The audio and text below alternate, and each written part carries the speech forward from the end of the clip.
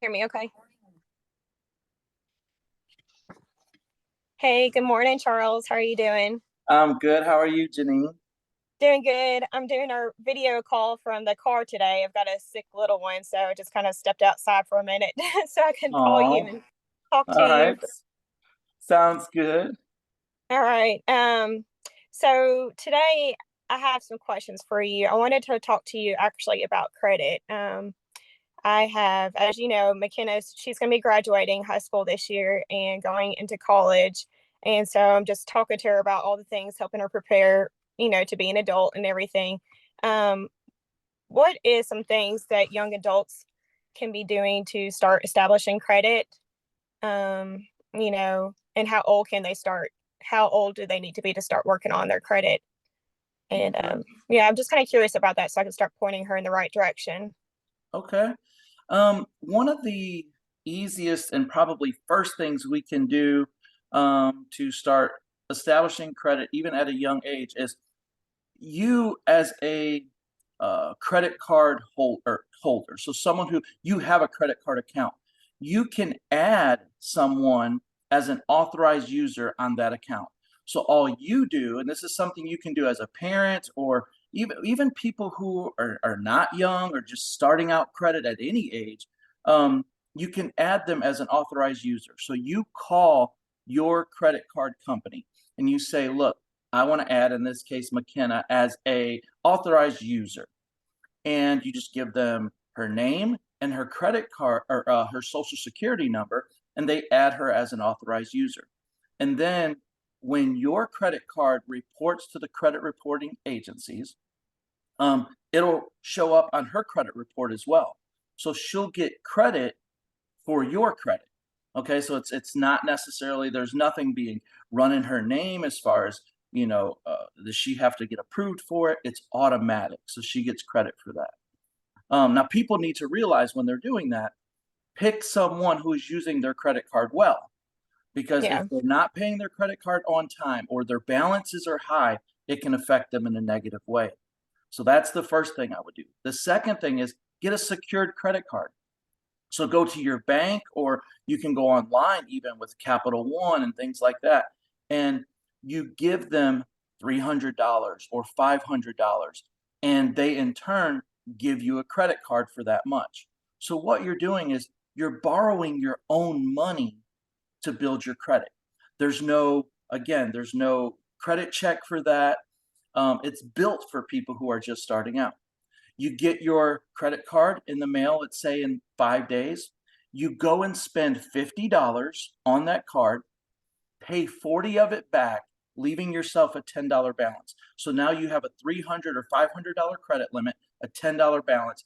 Within 30 days, they report to the credit reporting agencies and you have a credit score.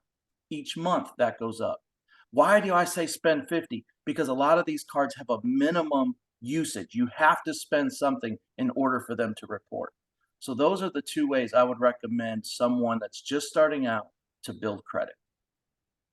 Okay, so you just like will spend, so you'll spend about 50 and then you'll pay 40 of it, Mm-hmm.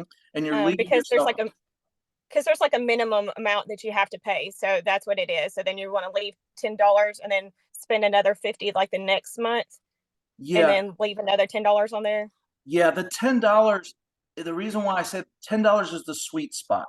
When we do like rapid rescores or lending hands, these tools that say what is the best amount someone can have in and the balance for this amount of credit limit.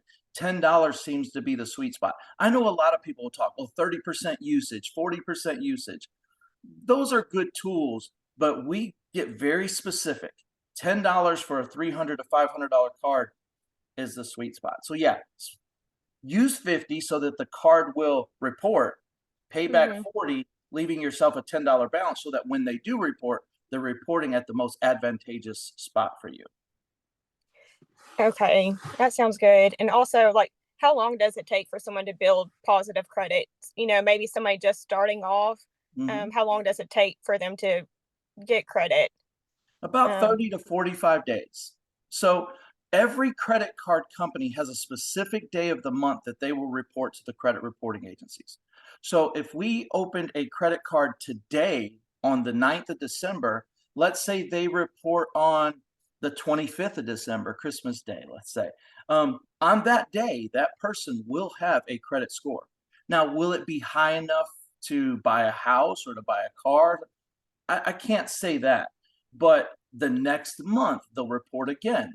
And if their usage is right, their credit score should climb. So within 30 days, they'll have a score. Within a couple months, if there's nothing negative, they should have a score high enough that they could buy a house. Okay.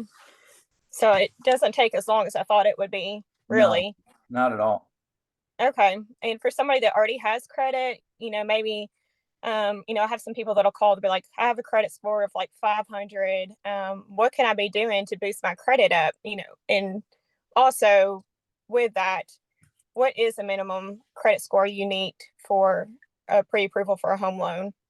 So two things there. So the credit score, I'll go in reverse order. Okay. The credit score that you need to buy a home minimum is really a 620. Now you can Google things and you'll see things like 500, 580, 620. There's different answers because there's different loans. An FHA loan, um, on paper, you can do that with a 580. But there's so many restrictions in today that make that what you see on paper may not actually get approved when you run it through the system. So 620 is really what we should be shooting for.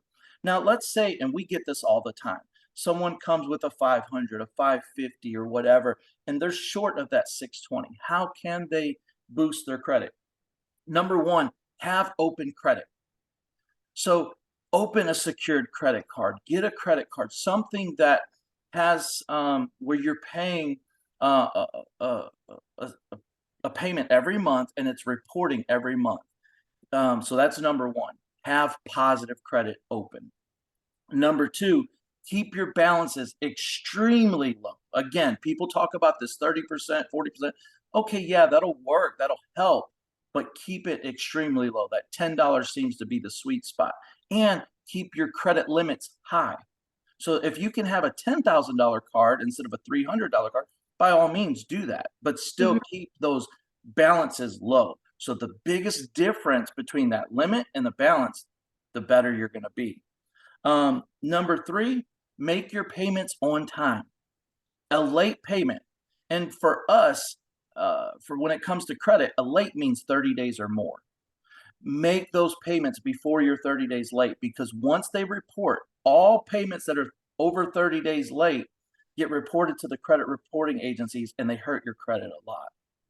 Number four, dispute negative credit. So if there's something on your credit that is bad, that's a red mark, maybe it's a late payment, whatever it is, a collection, dispute it. It doesn't hurt you to dispute it.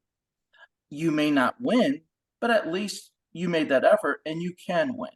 And then number five, do not pay collections without talking to a professional first. There's people that'll spend thousands of dollars paying medical collections, let's say, and it ends up hurting their score. And they're like, how could me doing something positive, like paying something I owed, hurt my score? It happens. I've seen it happen many times. So talk to me or a professional that can look at the scenario first, and we can tell you before you do it what the result is going to be before it even happens. We have tools that we can run that through and say, if I do this, what will happen? So don't pay a collection or something negative on without talking to a professional first. Oh, that's a good idea. I do hear that with a lot of people too, that they have like medical bills and stuff. They're like, should I just go ahead and pay for it all off or what? So I'll let them know to talk to a lender first if they're thinking about wanting to buy a home, like the best way to go about that for sure. Cause I didn't know Absolutely. that. With medical bills, this is something I don't want to get off topic here, but lenders do not care about medical bills. You could have $100,000 in unpaid medical bills and you can still buy a house. That's the one thing that does not affect. Now, if that's a car, if that's a credit card, if it's anything else, that's going to hurt you. But medical Hmm. bills, now, does it hurt your credit score? Yes. But will we or any lender require you to pay medical bills in order to buy a house? No, that's the one that they will overlook. Okay. Well, good to know. Yeah, there's better usages for your money when it comes to building credit and buying a home. Awesome. Well, we can just keep diving into credit, sure, I'm sure a whole lot. How about next week we talk about bad credit and credit repair, and we can talk about, people with bad credit, like what we can be doing to help repair that, or how you do your Absolutely. little magic that you do, because I know you've worked on a few of mine before and have really made some differences. So that we can save Absolutely. that for a topic for next week if you want.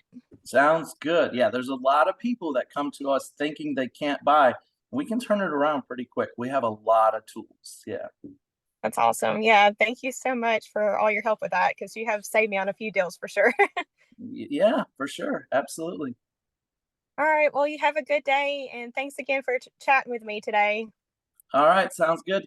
Good luck to McKenna, and hope Jace gets feeling better. And look Oh, forward to thank next you. week. All Yeah, right, thank you so much. All you're right. welcome. All right, bye bye. Bye.